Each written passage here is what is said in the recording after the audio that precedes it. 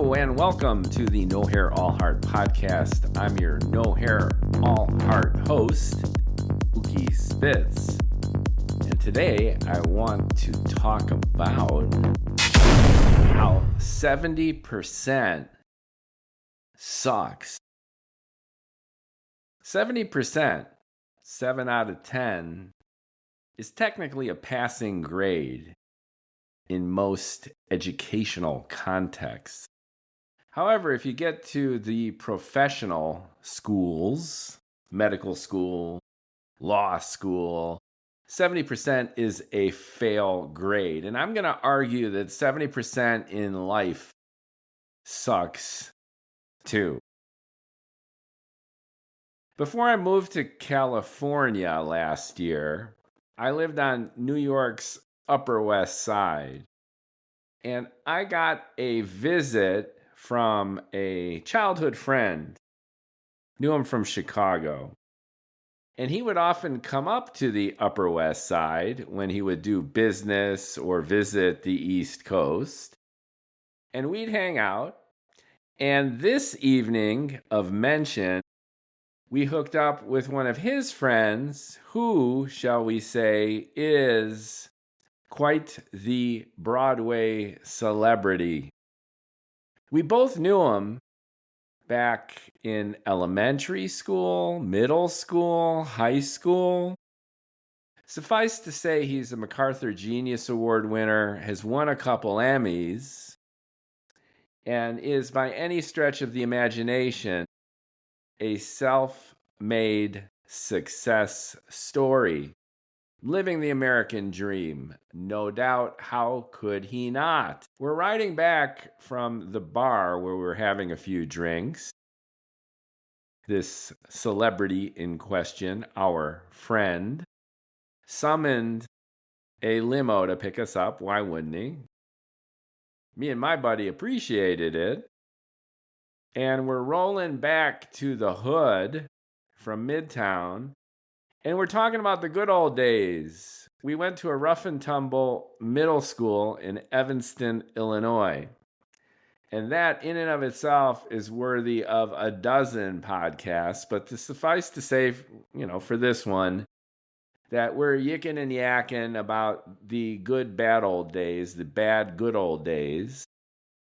And we're bonding. And on a whim, I ask both of them, on a scale of 0 to 10, how happy are you at this point in your life? And my buddy, I don't even remember how he responded. I think he said something like a 6. And most significantly, our celebrity friend, the MacArthur Genius Award winner, the Emmy Award winning director, he said 7. And this struck me as particularly interesting because here was a guy who had a rough and tumble upbringing, pretty much came from nothing to not only become something, but pretty much rule the world in his profession. A guy who wakes up and pretty much decides what he wants to work on. A guy, when he decides what he wants to work on, gets extolled and paid well for doing it. And obviously, he's got his own personal and professional challenges. That's life. But if this guy is 7 out of 10, where does that put the rest of us? And what does that really say about the nature of happiness and its connection, if any, to success? So I got to thinking more about this. And the other day, I asked my younger son how my older son is doing, and he's at Camp Pendleton near San Diego, here in California, and he's a Marine. He's a U.S. Marine. And the two brothers talk more candidly than, frankly, I talk to either one of them, which is not surprising. And I heard that my older son is, you guessed it, scoring 7 out of 10 as a Marine at Camp Pendleton. with the added caveat that if he had a girlfriend, it might go up to an 8, maybe more than that. So, putting these two parts of the equation together, I've got a kind of perverse equivalence that a MacArthur Genius Award winning, Emmy awarded Broadway director, actor, by the way, scores the same on the happy scale as my 22-year-old son, the Marine at Camp Pendleton. Now, you could also say that this is an apples and oranges kind of comparison, that you have two completely different lives, completely different phases of life. But I would call bullshit on that. Happiness is happiness. Whether you're an untouchable in Bangladesh or whether you're a billionaire on his yacht, you're either happy or you aren't. And if you're so bold as to try to quantify it, a 7 is really kind of mediocre. It's barely passing. And in a professional sense, it's a fail. Now, what can we do about that? Now, my Marine son suggests that a girlfriend would elevate him into the ranks of the C plus B realm. And frankly, I don't know what could elevate the Genius Award-winning director, actor to transcend what I think is the pitiful average of happiness. But this smacks of something sad, existentially arduous about the whole human condition. There's that memorable scene in the first Matrix movie where Agent Smith is torturing Morpheus and Lawrence Fishburne is sitting there strapped to a chair, tied down in a classic bondage style role, sweating, muted, trying to resist, looking at the evil construct with the utmost contempt. And Agent Smith basically is saying, you know what? The first rendition of this Matrix thing, the first iteration of the code, we had you dumb mofos programmed with paradise. You dreamed a perfect world, and you rejected the construct. So the Matrix became analogous to our own world. Impossible to differentiate the two. I've always thought a great way to look at this human malaise is this. Every time we go to sleep, we dream. And clearly we dream what our minds and hearts wants us to. Dreaming is the one time where we're really devoid of any external stimulation. Of course, if there's a car backfiring or someone pours warm water on our hand while we're sleeping, we might dream of a gunshot or piss the bed. But there's very little external input. It's all internal, fantastic creations, ostensibly designed for the purpose of... That's a good question. I've read a lot about this, and I don't think science, at least through evidence-based experiment, has come close to explaining, let alone describing, dreams adequately. Why do we dream?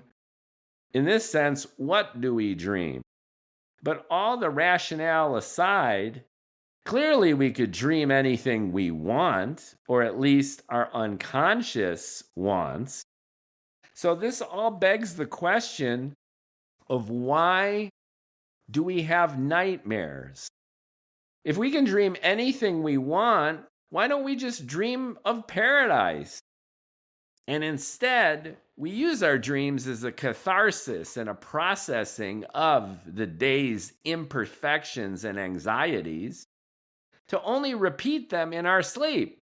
It's like those folks who love going to a horror movie and getting scared and agitated and disgusted. There's a feeling that fans of horror and torture porn, as they call it, love this kind of thing because in the moment, their adrenaline rushes. It's like popping 120 mgs of Adderall.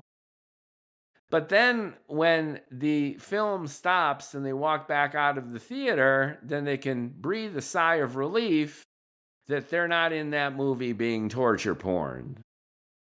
Interesting. Likely true, at least partially. But the point I'm getting at is we live lives that we choose. And regardless of any kind of external metric of success or accomplishment, or the typical checklist of happiness and contentedness and satisfaction, we choose struggle, but even more significantly in this example, we choose to be unhappy. But I call bullshit on that too. Why do you have to choose to be unhappy? You don't need unhappiness necessarily to stay productive, do you? Maybe you do. I've been financially under the crunch, devoting so much time to creating content, not even really caring about monetization, or at least gearing my content toward mass consumption. And I felt that this financial crunch actually puts even more fire under my ass to keep cranking this stuff out. Like today is the last day I could possibly do this because the walls are closing in financially. And I've cited the apocryphal story of Fyodor Dostoevsky, the Russian novelist, slaving away on his books in a cold, dark, damp Russian basement in the middle of winter, eating bread crusts, only to finally publish, become flush with money, blow it all on gambling and hookers, find himself destitute again, and having no choice but to go back into that basement where he has no choice but to be productive. Maybe that's going on with happiness too. Like maybe if our friend, our childhood friend, were truly happy, that he would not be so motivated to express his genius and be extolled and take the risks and effort necessary to do what he does. That could be it, but it still sucks. My goal, my selfish goal, is to maintain a healthy level of happiness, and I think I'm at a solid 8 or 9, simply by bloviating and ranting on video and publishing books. It's just so intrinsically satisfying to let it out each and every day. And it's not even a sacrifice I'm making because at this point, I don't even think I could survive without doing it. And at the same time, it's so intrinsically satisfying that it boosts up my dopamine and my overall level of happiness. And being poor doing it in a Dostoevskian sense probably keeps me out of trouble. Like if I coulda, woulda, shoulda bought that crypto back in 2011, then maybe none of this would have played out in a counterfactual kind of way. I'm a creature of distraction. I have made so many bad moves in my life on impulse just because I was feeling it. That's my nature. Similarly, I'm making these bad decisions in my life now, bloviating away in the middle of the day when I could or should be creating some billable hours for myself. But I digress. The overall point here is that 7 out of 10, specifically for happiness, suck. And I would go so further to say that 7 out of 10 for most things suck. I wrote a blog post several years ago called The Relentless Pursuit of Okay. And in it, I tried to make the point that striving for good enough makes life better. And in it, I highlighted how I do many amazing things badly. That I'm a marathon runner, at least I was in New York City, but I'm talking about old guy power walking marathon compared to the real marathoners, the competitive ones. I'm talking like 9, 10 minute miles for a marathon. And I could play Eddie Van Halen's Eruption on the electric guitar and other shredder type escapades on the fretboard. But a real musician would call me out in a measure or two for my sloppiness and lack of precision and obviously amateur playing. And I love solving big Rubik's Cubes. At least I did, to the point of it being an obsessive fetish. But I didn't do that well either. I would take 10, 20, 30 times longer than those speed cubers. And the mechanism for doing it was probably the most inefficient, dumb way to do something that smart. But what I try to express there is that there's that equation that happiness equals reality over expectations. So as your expectations shrink, so does your happiness. It's the Larry David curb your enthusiasm attitude, with the irony, but with also the celebration of just don't try too hard.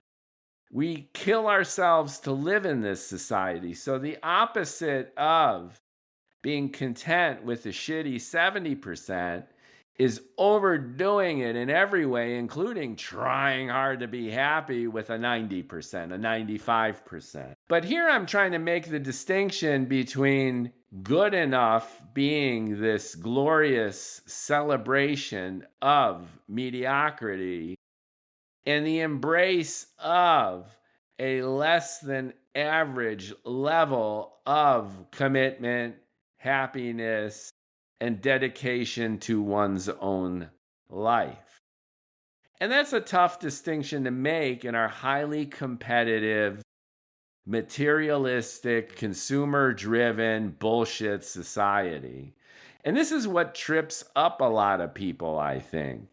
On the one hand, you either got to be constantly kicking ass and excelling in order to live that good life and thereby be happy.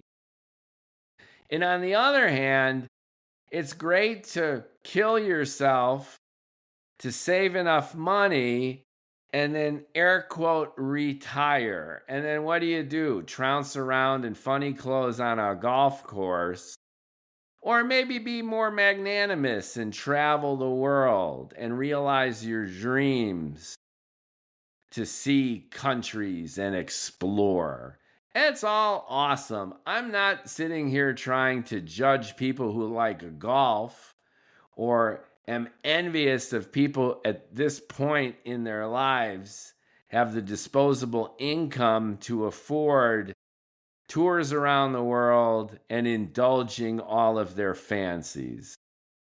What I'm trying to get at is what constitutes the good life in almost an archaic, archetypal, fundamental, Greek tragedy kind of way, and what doesn't. And what clearly doesn't is 7 out of 10, is 70%. So, again, not to judge, but I've dedicated at least the last 2-3 years of my life to doing what I love the most. And that is creating content and gaining intrinsic satisfaction from doing it. Along the way, I've shed relationships, friendships, romances, even connections to parts of my own family that I found necessary to better focus on what I love and at the same time extricate myself from uncomfortable situations that compromise my overall level of happiness. And I don't think that it's an accident that the two have converged.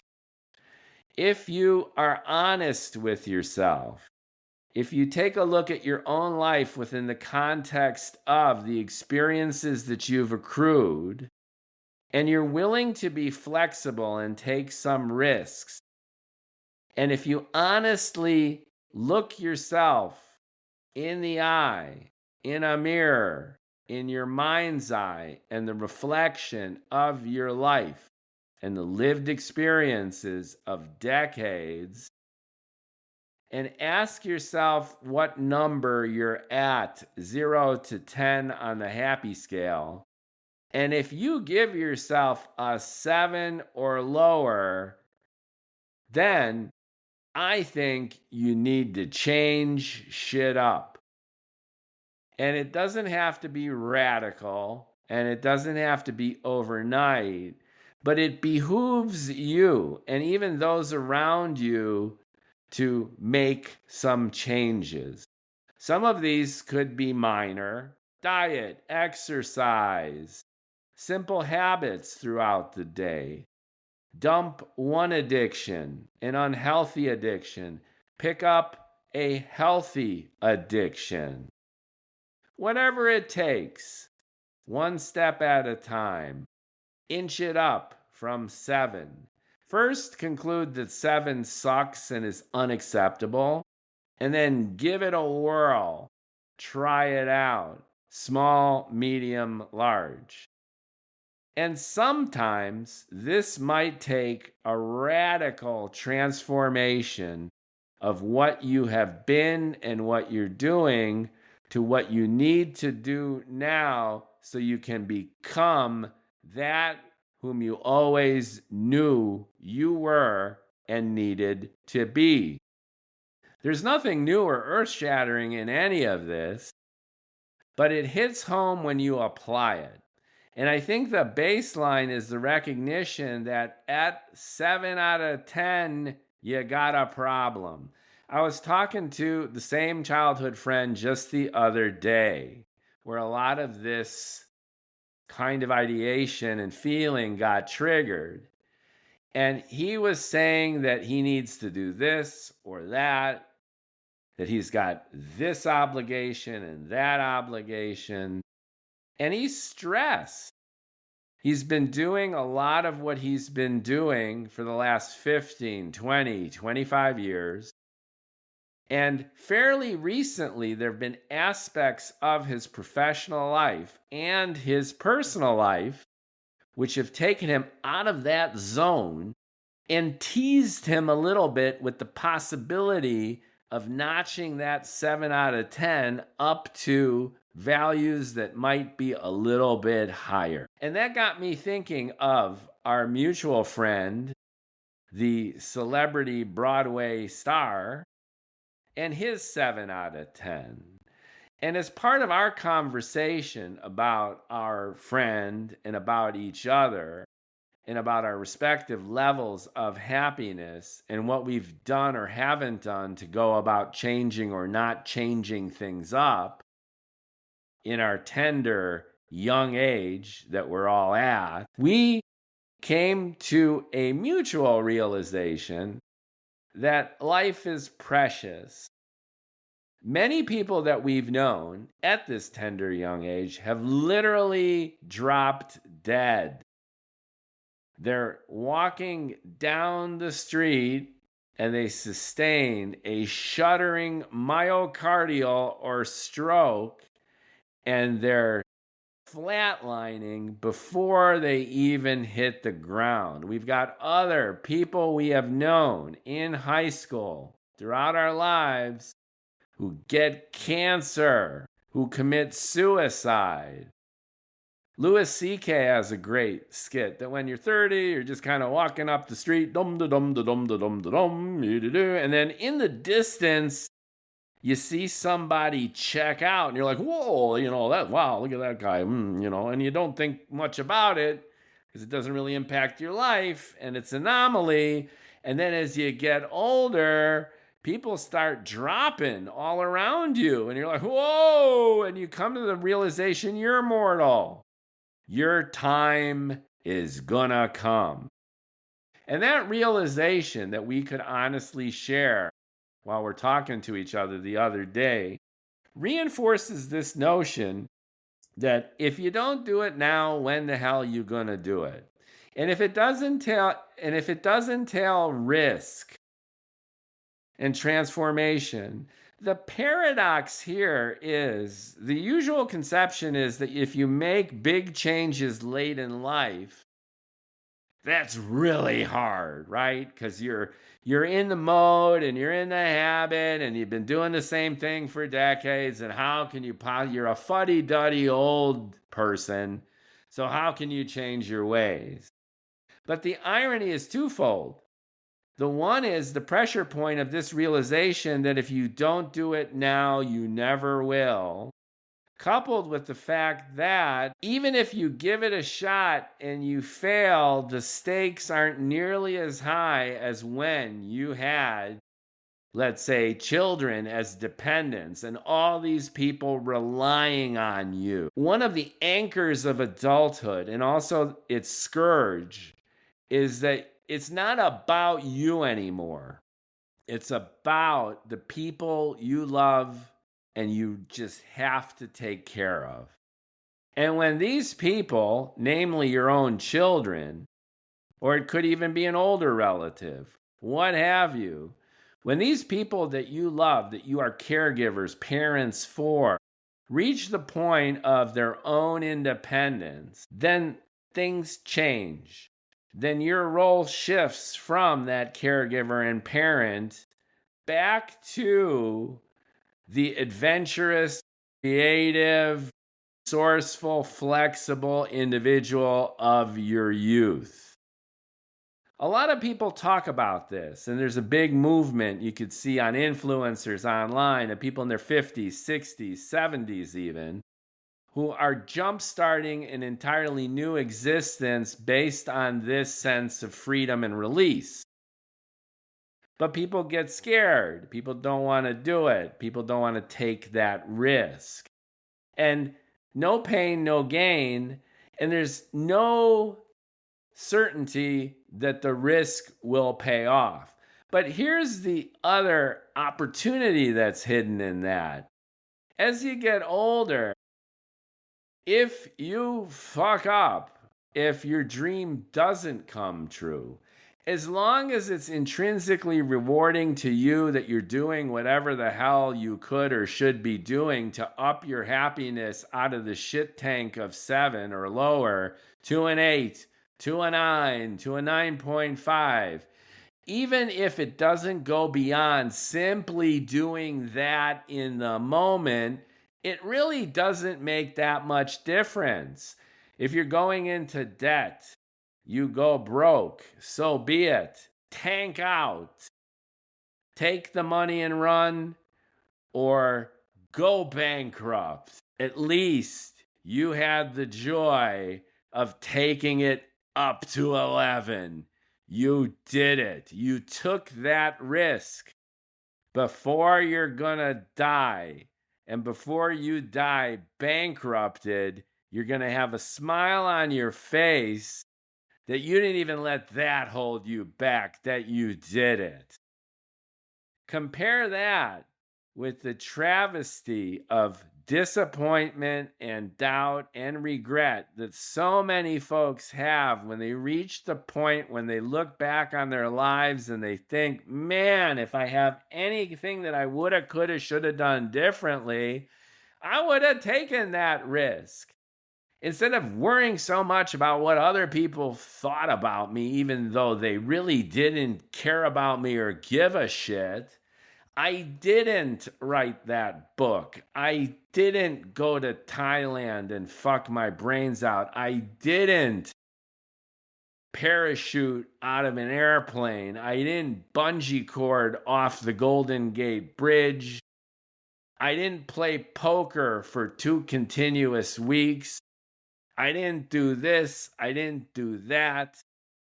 Go get your PhD in physics. Go get a black belt in karate. Go take a nap for 3 weeks. Go on a meth binge. Do whatever the hell you want so that when you drop dead, you can at least feel that you've been there and that you've done it. And we don't live to die. It's not about structuring our lives so that at the moment before we see the bright lights and then check out forever, we're okay with it. But you do what you do in real time, in the here and now, to jack that miserable 7 out of 10 to 9 to 9.5. Because really, if you think and feel about it, nothing the hell else matters. It might sound cynical, but I just feel it's true. End of the day, no one really gives a shit. I mean, ask yourself honestly, how much time do you spend during your day to pay attention to anyone else's bullshit? And how much time and energy do you really think other people spend on your dumb ass? And this obvious realization, if given more thought and feeling, comes across as profoundly liberating. Imagine being able to be honest to the point where you're doing a risk assessment, you're doing a prioritization evaluation, you're separating signal from noise. The signal is the stuff that gets you to where you want to go. And if it's innately satisfying, your happiness level is going up. And the noise is everything that gets in the way, including worrying about what the hell else other people think and feel about you when they really don't. I would venture to assume that the amount of time and energy that we all put into thinking and feeling what other people are feeling and thinking about us is at least 10x, in order of magnitude higher than collectively what everyone in our entire lives actually thinks and feels about us. They don't care. And as such, it behooves us to invest less, not more effort into relationships that otherwise are frustrating, disappointing, and meaningless. And I know I come across sounding like Schopenhauer and even starting to look like him, but everything else seems to be pretty much a lie. This Pollyanna hopeful vision that this time, this partnership, this relationship is gonna be special. That I found my true love, that I found my ideal business partner, and that finally I have a sympathetic audience. Well, you might find your soulmate at 88 years old, and bless you for it. I'm not downplaying that. And sure, you could start a new venture and actually successfully partner with someone who doesn't rip you off or take advantage of the hard work that you put in or steamroll all over your shit. The list goes on in terms of the entropy, the thermodynamics of fucking up in all these different categories of our lives. Yes, it could happen, but statistically, it's not that likely. And sitting around waiting for it or trying to actively defy the odds is a cataclysmic waste of time. Instead, it's helpful to be selfish. Be selfish in the way that you are prioritizing your own needs. You're relying less on other people and their good graces or lack thereof. And you've taken it upon yourself to arrive at the one goal that you know you can measure and attain, which is your own personal happiness, arrived at by realizing your purpose. And your purpose, again, could be golfing 36 holes a day until you drop dead. And if that's your purpose, then whoa, go for it. And if your purpose is to fly airplanes or masturbate in a corner like a chimpanzee in a zoo cage, then go for it. It's not about the what, the specificities of how we focus and commit to a purpose. It's not about the purpose itself, but it's simply the feeling and the energy and the commitment to purpose. Now, specifically, my purpose is doing what I'm doing right now in this oddly fun, self-referential way, which is now I'm spending midday today bloviating about having purpose. And I love that too. And call me out as a bullshitter, and I don't care. I'm not doing this to monetize or even be heard, but I love moving the muscles in my face. Woohoo! It's taken me a long time to just make the time and commit and learn the simple technology and just let it out. And I would venture to suggest to the two 7 out of 10s in this example, namely the famous actor, director, MacArthur Genius Award winner, and my own Marine Corps Camp Pendleton son. 7 out of 10 sucks. And I wish you the best in terms of elevating that number to an 8, to a 9, and doing it in your own way, and doing it in a way where it doesn't compromise your ability to get stuff done, realize your goals, and get on with it. And going back to my example about okay being good enough, yeah, okay is great. Is this podcast a best-in-class example of this genre on this channel? I don't know, and I don't care. And it's all one take. And I'm just improvising and letting it loose. It's okay, because that's good enough. But I'm motivated and I'm pumped. And I'm going to dive into my second book. And I've actually got a paying client or two. So I might even bill some hours today. But in the bigger picture, find your joy and go for it, because you're gonna die and nobody's gonna care either way. And that sounds so pathetic to our bullshit, hypocritical ears. But I think no truer words have been spoken. And I let loose with this harangue to inspire and to bless and to release that passion in your own life.